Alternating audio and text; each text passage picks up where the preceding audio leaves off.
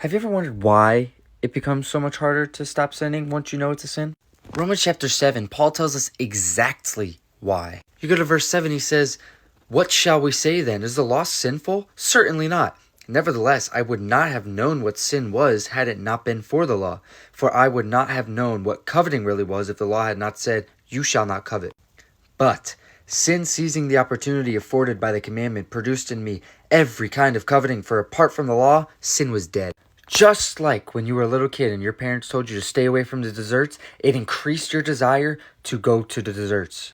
So whether you love Jesus more or sin more is not the point in this matter.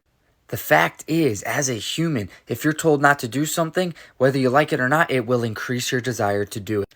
So now that we have the law and we have our commandments, now that we know what is right and good and we know what we shouldn't do, it increases the desire to do what we shouldn't do.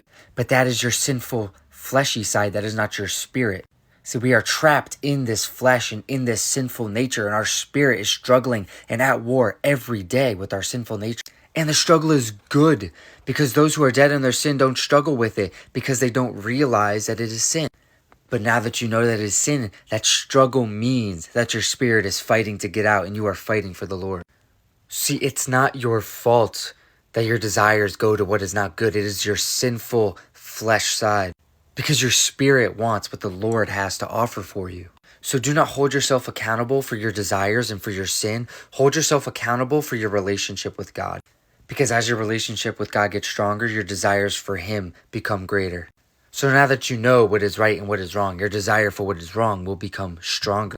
But now that you know your desire for what is wrong is going to become stronger, work to make your desire for the Lord even greater.